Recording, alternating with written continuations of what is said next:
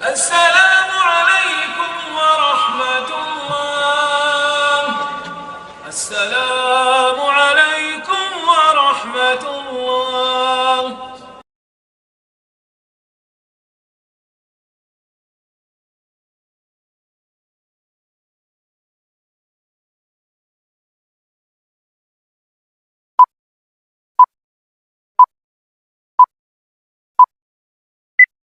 লাইলাতুল কাদর সম্পর্কে আল্লাহ তাআলা বলেন, ইন্না আনজালনাহু ফি লাইলাতিল কাদর, নিশ্চয় আমি কোরআন মাজিদ অবতীর্ণ করেছি কদরের রাতে। ওমা আদরাকা মা লাইলাতুল কাদর, মুহাম্মদ সাল্লাল্লাহু আলাইহি সাল্লাম আপনি কি বলতে পারেন লাইলাতুল কাদর কি? লাইলাতুল কাদর কি তা কি আপনার জানা আছে? আমি বলি, লাইলাতুল কাদর খায়রুম মিন আলফি শাহর। লাইলাতুল কাদর হচ্ছে 1000 মাসের চেয়ে উত্তম। মানুষ 1000 মাস ইবাদত করে যা ফল পাবে, লাইলাতুল কাদরে ইবাদত করলে সেই ফল পাবে। তানাজ্জালুল মালাইকাতু ওয়ার রূহ ফিহা বিইذনি রাব্বিহিম। সে রাতে জিবরাইল আলাইহিস সালাম এবং ফেরেশতাগণ অবতীর্ণ হন তাদের প্রতিপালকের অনুমতি সাপেক্ষে। মিন কুল্লি আমর, প্রত্যেকটা জিনিস নিয়ে, 1 বছরে যা কিছু হবে তা নিয়ে ফেরেশতাগণ জিবরাইল সহ সে রাতে অবতীর্ণ হন।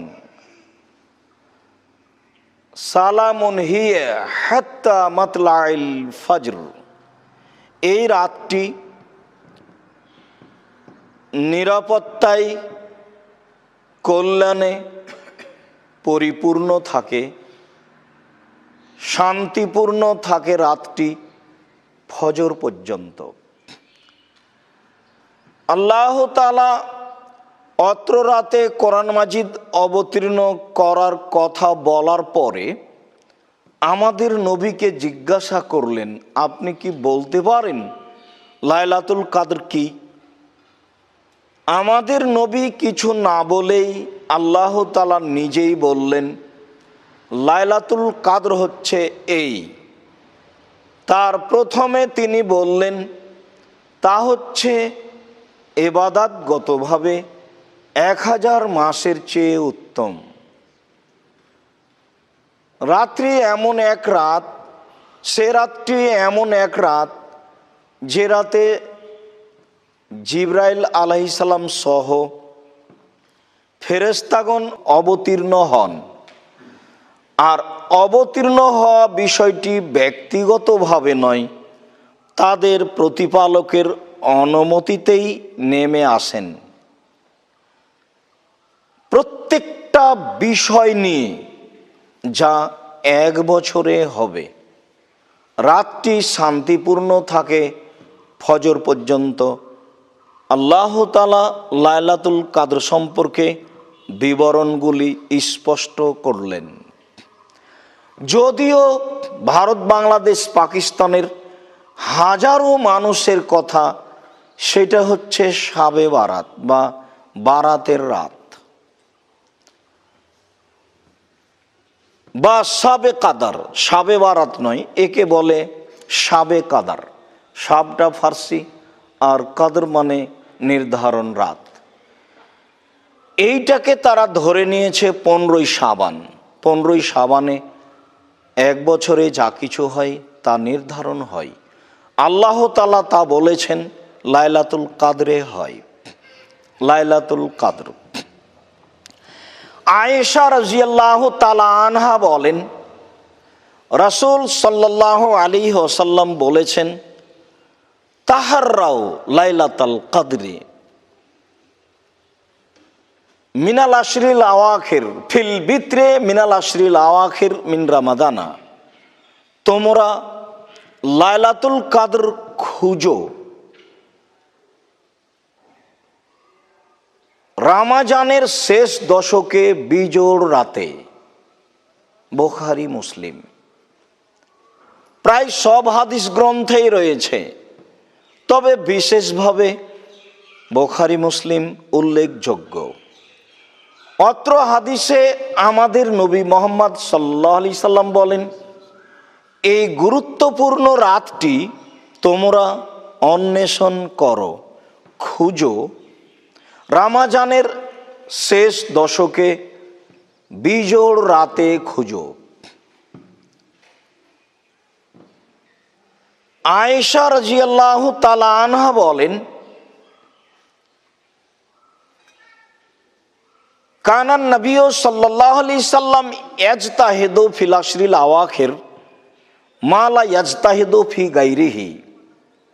আল্লাহর নবী লাইলাতুল কাদরকে খোঁজার জন্য রমজান মাসের শেষ দশকে যত চেষ্টা প্রচেষ্টা করতেন, অন্য কোনো সময়ে তত চেষ্টা করতেন না। প্রাণপণে চেষ্টা করতেন লাইলাতুল কাদর খোঁজার জন্য রমজানের শেষ দশকগুলিতে। আসলে মর্যাদা অনেক বেশি তো, যার কারণে প্রাণপণে চেষ্টা করতেন। আবু হুরায়রা রাদিয়াল্লাহু তাআলা আনহু বলেন, রাসূল সাল্লাল্লাহু আলাইহি ওয়াসাল্লাম বলেছেন, মান কামা লাইলাতুল কদর, কেউ যদি রাতে লাইলাতুল কাদর খুঁজে লাইলাতুল কাদর হিসেবে ইবাদত করে, গফিরা লাহু মা তাকাদ্দামা মিন জামবিহি, তাহলে তার অতীতের সব পাপ ক্ষমা করা হবে। জীবনের সম্পূর্ণ পাপ ক্ষমা পাওয়ার একটা বিশাল রাত, সেটা হচ্ছে লাইলাতুল কাদর। সময়ের গতিতে হবে। উল্লেখ্য যে লাইলাতুল কাদর হলেও বেহিসাব ইবাদত চলবে তা নয়, তবে তাসবিহ তাহলিল ক্ষমা চাওয়া তা ভিন্ন কথা। বেহিসাব সলাৎ চলবে না। বেহিসাব সলাৎ চলে সপ্তাহে একদিন, জুমার দিন ফজরের পর, সূর্য ওঠার পর থেকে নিয়ে জুমার আজান পর্যন্ত যে যা পারে সলাৎ আদায় করবে, যার পক্ষে যত সম্ভব। 100, 500, 1000 নয়। বেহিসাব সলাৎ আদায়ের সময় হলো মানুষের জন্য সপ্তাহে একদিন, তা হলো জুমার দিন সূর্য ওঠার পর থেকে নিয়ে আজান পর্যন্ত। এছাড়াও মানুষের অতীব সম্মানী জায়গা, আল্লাহ তাআলার পক্ষ থেকে অতীব সম্মানী মসজিদ, তা হচ্ছে হারাম মসজিদ, মসজিদে হারাম, কাবা ঘর। রাসূল সাল্লাল্লাহু আলাইহি সাল্লাম বলেছেন, লা তামনাউ আহাদান আন ইউসাল্লি আও ইয়াতুফা লাইলান ওয়া নাহারান ফি আইয়াতি শাআতিন লাইলান ওয়া নাহারান। তোমরা 24 ঘন্টায় রাত দিন কোনো সময়তেই কাবা ঘরে সালাত আদায় করতে ও তওয়াফ করতে মানুষকে নিষেধ করবে না। বেহিসাব সালাত চলার জায়গা কাবা ঘর, যেখানে 24 ঘন্টা সালাত আপনি আদায় করতে পারেন। ওখানে সূর্য ডুবছে উঠছে, মাথার উপরে আছে, এই হিসাব নেই। আর বেহিসাব সালাত জুমার দিন, তা হলো এই থেকে এই পর্যন্ত। লাইলাতুল কাদর একটি ইবাদতের ভিন্ন ধরনের রাত। আয়েশা রাদিয়াল্লাহু তাআলা আনহা বলেন, রাসূল সাল্লাল্লাহু আলাইহি ওয়াসাল্লাম বলেছেন, ইলতামিসুহা ফি তাসিয়াতিন তাবকা ফি সাবিয়াতিন তাবকা ফি খামিসাতিন তাবকা। তোমরা লাইলাতুল কাদর খোঁজো যখন রমজানের 9 দিন বাকি আছে, যখন 7 দিন বাকি আছে, যখন 5 দিন বাকি আছে, তাহলে বিবরণে বোঝা যায় লাইলাতুল কদর 21, 23, 25। অন্য এক বর্ণনায় রাসূল সাল্লাল্লাহু আলাইহি সাল্লাম বলেন, ফালতামিসুহা, তোমরা লাইলাতুল কদর খুঁজো, আত্তাসিআতা ওয়াস-সাবিআতা ওয়াল খামিসাতা,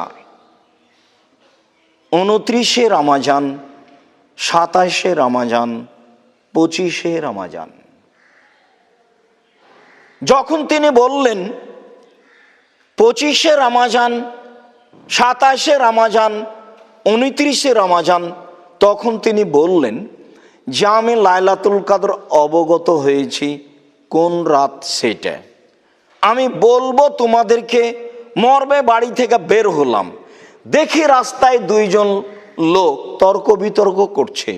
ওদের দেখতে গিয়ে সময়টা আমার হারিয়ে গেল, কোনটা যে রাত সেটা আর আমি বুঝতে পারলাম না, আমার কাছ থেকে হারিয়ে গেল। হয়তোবা তোমাদের জন্য এতে কল্যাণ আছে, তোমরা লাইলাতুল কদর খুঁজো 25, 27, 29। তবে তিনি প্রাণপণে চেষ্টা চালাতেন শেষের দশকে। আয়েশা রাদিয়াল্লাহু তাআলা আনহা বলেন,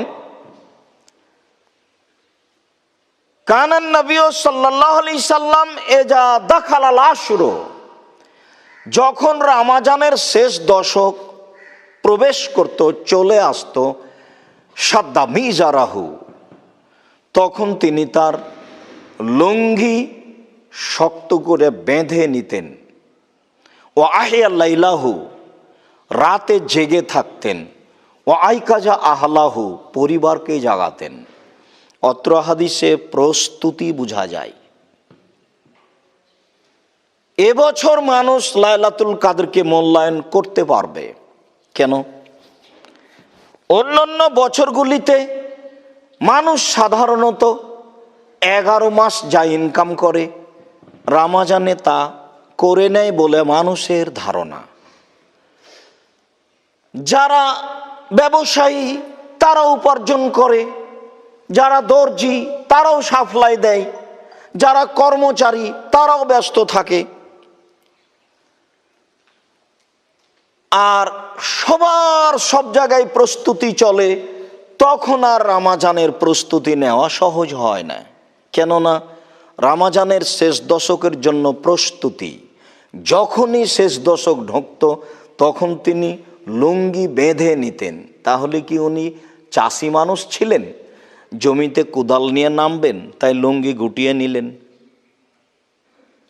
বাক্য তো সেটাই প্রমাণ করে। তো চাষি মানুষ জমিতে নামবেন এই জন্য তো লুঙ্গি গুটিয়ে নেননি। তার মানে শেষ দশককে মূল্যায়ন করবেন একেবারে জোরালোভাবে, যার চেষ্টার কোনো আর শেষ থাকে না।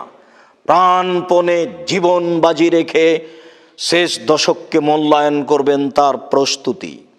প্রস্তুতি মানে কাজ কম করতে হবে, কম খেতে হবে, কম ঘুমাতে হবে, তাহলেই তা সহজ সম্ভব হবে। ও আহিয়া লাইলাহু, পুরো রাত জেগে। ও আইকাজা আলাহু, পরিবারকে জাগাচ্ছেন। অত্র হাদিসে 3টি আলোচনা রয়েছে। তার প্রথম হচ্ছে নিজের প্রস্তুতি, দ্বিতীয় হচ্ছে প্রস্তুতির ফলাফল পুরো রাত, তৃতীয় প্রস্তুতি শুধু নিজে নয়, পরিবার সহ। কিছু নিতে হলে আজকেই নিতে হবে, কিছু বলতে হলে আজকেই বলতে হবে, কিছু চাইতে হলে আজকেই চাইতে হবে, সেই রাত আজ। আয়েশা রাদিয়াল্লাহু তাআলা আনহা বলেন, আমি আল্লাহর নবীকে বললাম, আল্লাহর নবী, আরাইতা ইন আলিমতু আইয়ু লাইলাতিন লাইলাতুল কদরে, আল্লাহর নবী, আমি যদি বুঝতে পারি লাইলাতুল কদর কোনটি, আমি যদি এটা বুঝতে পারি তাহলে আমি কি করব, আমার করণীয় কি? তখন রাসূল সাল্লাল্লাহু আলাইহি সাল্লাম বললেন, কুলি, তাহলে তুমি বলো, বুঝতে পারলে তুমি বলবে, আল্লাহুম্মা ইন্নাকা আফুব্বুন তুহিব্বুল আফওয়া ফা'ফু আন্নি। হে আল্লাহ, তুমি নিজে ক্ষমাশীল, ক্ষমাকে ভালোবাসো, আমাকে ক্ষমা করো। প্রথম বাক্য, তুমি তো নিজেই ক্ষমাশীল, তোমার নাম গাফুর। আমাকে মেরেছে কেউ, আমি তাকে মারতে পারবো তবুও মারলাম না, তার নাম গাফুর। আর আমি তাকে মারতে পারবো না, তখন আমি তাকে ক্ষমা করে দিলাম, তার নাম গাফুর নয়। তা আল্লাহ বলছেন আমি গাফুর, আমি মারতে পারি যে কোনো সময়, কিন্তু আমি মারলাম না, তার নাম গাফুর, উনি তো সব সময় গাফুর। তো আল্লাহ নবী বলছেন যে ঠিক আছে আয়েশা, তুমি বলো, আল্লাহ আফুব্বুন, তুই তো ক্ষমাশীল, তুমি তো গাফুর, আর তুমি ক্ষমাকে ভালোবাসো। মানে এইটা আরো সন্তুষ্ট করা হচ্ছে, শেষ কথাটা পরে, যেটা প্রয়োজন সেটা পরে। প্রথম কথা, তুমি তো ক্ষমাশীল, এইটা দিয়ে তাকে সন্তুষ্ট করা হচ্ছে। দ্বিতীয় বাক্য, ক্ষমাকে ভালোবাসো, এটা দিয়ে আরো সন্তুষ্ট করা হলো। তৃতীয় বাক্য, তাহলে আমাকে ক্ষমা করো। অতীব গুরুত্বপূর্ণ দোয়া, সিজদাই বলার চেষ্টা করতে হবে। সম্মানিত মসজিদের মুসল্লি, এদেশের মাটিতে লাইলাতুল কদর যেভাবে উদযাপন করা হয় তা ঠিক নয়। কোনো কোনো জায়গায় উদযাপন করা হয় বক্তব্যের মাধ্যমে, কোনো কোনো এলাকায় লাইলাতুল কদর মূল্যায়ন করা হয় সবাই মিলে রাতে জেগে গল্পের মাধ্যমে, কথার মাধ্যমে, কোরআন তেলাওয়াতের মাধ্যমে। আর 30 দিনে 30 পারা কোরআন পড়তে হবে 20 রাকাত তারাবিতে, এইটা তো একটা আছেই। আসলে কিভাবে মূল্যায়ন করা যায়? আয়েশা রাদিয়াল্লাহু তাআলা আনহা বলেন, খারাজান নবী সাল্লাল্লাহু আলাইহি ওয়াসাল্লাম ফি জাওফিল লাইলে ফাসাল্লা ফিল মসজিদ। আল্লাহ রাসূল ইতিকাফের ঘর থেকে বের হলেন মসজিদে, খালি ফাঁকা জায়গায়, তিনি সেখানে সালাত আদায় করলেন। অরেজালুন সাল্লু বিসালাতিহি, অনেক মানুষ তার সাথে সালাত আদায় করলো। সকালে সবাই বলা বলি করলো, আল্লাহর নবী আজকে রাতে দীর্ঘ সময় ধরে সালাত আদায় করেছেন, অনেকেই তার সাথে ছিল। পরের রাতে মানুষ বেশি হয়ে গেল আলোচনার কারণে, পরের রাতে মানুষ আরো বেশি হয়ে গেল আলোচনার কারণে। ফালাম্মা কানাতিল লাইলাতুর রাবিয়া, এবার যখন ধারাবাহিকভাবে চতুর্থ রাত চলে আসলো, আজাজাল মসজিদ আন আহলিহি, মানুষ এত বেশি হয়ে গেল মসজিদে যে মসজিদে মানুষ ধরে না। ফালাম ইখরুজ, সেই দিন আল্লাহর নবী আর তার ওই ইতিকাফের স্থান থেকে বের হলেন না। মানুষেরা সকাল পর্যন্ত বলা বলি করতে থাকলো সলাত সলাত, কিন্তু তিনি বের হলেন না। তিনি বের হলেন ফজরের সলাতের জন্য। ফজরের সলাত আদায় করার পরে তিনি মুখামুখি হয়ে বসে বললেন যে ফালাম এখাফ আলাইয়া শানুকুম, তোমাদের বিষয়টি আমার কাছে গোপন নয়, তোমরা রাতে আমার সাথে কিভাবে সালাত আদায় করতে চেয়েছো এটা আমি বুঝেছি, আমি বুঝতে পেরেছি। ওয়ালাকিন্নী খাসিত, তবে আমি ভয় পাচ্ছি, আন তুফরাজা আলাইকুম সালাতুল লাইলে, রাতের সালাত তোমাদের উপরে ফরজ করে দেওয়া হতে পারে, যেভাবে তোমরা আগ্রহী হয়েছ। ফাতাজিজু আনহা, তখন আর ফরজ হয়ে গেলে আদায় করতে পারবে না, আবেগ সব সময় টিকে থাকবে না। অত্র মুসলিম গ্রন্থের হাদিসে বোঝা যায় যে তিনি অর্ধরাত থেকে নিয়ে ফজর পর্যন্ত রাতগুলি মূল্যায়ন করেছেন, বা অর্ধরাত থেকে নিয়ে শেষ পর্যন্ত দীর্ঘ সময় ধরে সালাত আদায় করেছেন। অন্য বর্ণনা, সাইব ইবনে ইয়াজিদ রাদিয়াল্লাহু তাআলা আনহু বলেন, আমারা উমর ইবনুল খাত্তাব উবাই ইবনে কাব আত-তামিম আদ-দারি আন ইয়াকুমা লিন-নাসে ফি রমাদানা।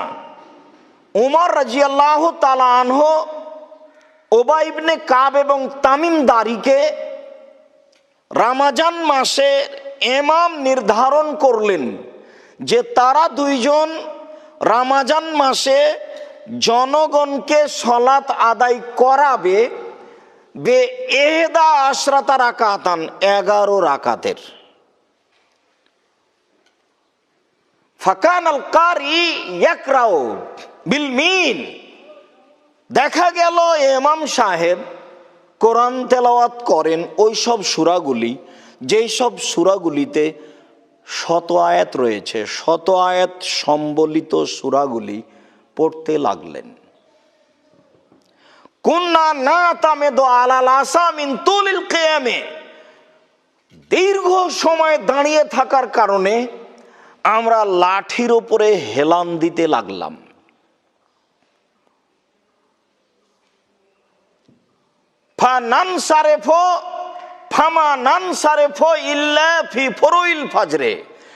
আমরা বাড়ি ফিরতাম ফজরের পূর্ব মুহূর্তে, আজান হওয়ার পূর্ব মুহূর্তে আমরা বাড়ি ফিরতাম। সম্মানিত মসজিদের মুসল্লি, অত্র সহিহ হাদিসে প্রথমে যেটা প্রমাণ হয় সেইটা হচ্ছে উমর রাদিয়াল্লাহু তাআলা আনহু দুইজন ইমাম নির্ধারণ করেছিলেন রমজান মাসে 11 রাকাত সালাত আদায়ের জন্য। দ্বিতীয় যা প্রমাণ হয় তা ছিল ইমামগণ শত আয়াত সম্বলিত বড় বড় সূরাগুলি পড়তেন। তৃতীয় প্রমাণ হয় এত লম্বা কেরাত ছিল, কেরাত শেষ হতো না, মুসাল্লিরা ক্লান্ত হয়ে লাঠিতে হেলান দিত। পরের বাক্যে প্রমাণ হয় যে সাহাবীগণ ওই সময়তে ফিরতেন যেই সময়তে ফজর হয়ে আসছে, এই ফজর হবে এরকম পর্যায়ে। অন্য বর্ণনায় এসেছে মুসলিম গ্রন্থে এত লম্বা কেরাত হতো যে অনেক সময় আমরা কেউ আশঙ্কা করতাম যে সালাত ছেড়ে দিই, এত দীর্ঘ সময় দাঁড়িয়ে থাকা যাবে না। সম্মানিত মসজিদের মুসল্লি, আমরা বলছিলাম লাইলাতুল কদর, রাতের সালাত। লাইলাতুল কদরকে যথাযথভাবে দীর্ঘ সময় ধরে সালাত আদায় করে মূল্যায়ন করার জন্য অনুরোধ জানাচ্ছি। লম্বা সূরা মুখস্থ থাকলে বলবেন, কিছুই না থাকলে সূরা ইখলাস তো আছে, শতবার পড়বেন। পড়তে পড়তে পড়তে যখন আর দাঁড়িয়ে থাকতে পারছেন না তখন রুকুতে যাবেন, সুবহান রব্বিল আজিম বলবেন যতবার সম্ভব। আর রুকুতে থাকতে পারছেন না তখন উঠে আসেন, সিজদায় যান, সুবহান রব্বিল আলা বলেন যতবার সম্ভব, যতক্ষণ থাকতে পারেন। উঠে আসেন, দোয়া পড়েন, আবার সিজদায় যান, যতক্ষণ সম্ভব থেকে যান। সাহাবী বলছেন আল্লাহ রাসূল রুকুতে থেকে গেলেন সূরা বাকারা পড়ার সমান। নেন এবার, তারপরে আর এক রেখাতে এভাবে পড়েন, তাহলে তো অনেক সময় কেটে যাবে। আর 2 রেখাতে এভাবে পড়েন, ধরে নেন 1.5-2 ঘন্টা পার হয়ে গেছে। এবার 4 রেখাতের পরে বসে তাসবিহ, তাহলিল, জিকির, আজকার, ক্ষমা প্রার্থনা। আজকেই ক্ষমা নিতে হবে, সকাল হতে দিতে হবে না। আগে ক্ষমা, তারপরে কোনো কথা। তুমি আগে ক্ষমা করো, সকাল পরে। কান্নাকাটির হিসাব থাকবে না, যেভাবে তাকে খুশি করা যায়। তাসবিহ, তাহলিল, জিকির, আজকার অনেক করার পরে হাত তুলে দোয়া করেন। হাত তুলে দোয়া করার তো আর সময় নির্ধারণ নেই। ইবাদতের একটি গুরুত্বপূর্ণ ইবাদত হচ্ছে হাত তুলে দোয়া করা। বেহিসাব তাসবিহ, তাহলিল, জিকির, আজকার কান্নাকাটি করবেন। ওই সময় আপনার ঘরে কেউ থাকা হবে না, নইলে আপনাকে কেমন কেমন লাগবে, আপনি কান্নাকাটি করতে পারবেন না। নির্জনে থাকতে হবে। রাসূল সাল্লাল্লাহু আলাইহি ওয়াসাল্লাম বলেছেন, মানুষ নির্জনে থেকে যদি আল্লাহকে ডাকে আর 2 চোখের পানি ঝরে, তাহলে বিচারের মাঠে বিশেষ ছায়াতলে থাকবে। বিষয়টি এইভাবে বিবেচনা করার জন্য সকল মুসলিম ভাই বোনকে অনুরোধ জানাচ্ছি। আল্লাহ তুমি আমাদের সঠিক হাদিসের প্রতি আমল করার তৌফিক দান করো, আল্লাহুম্মা আমিন।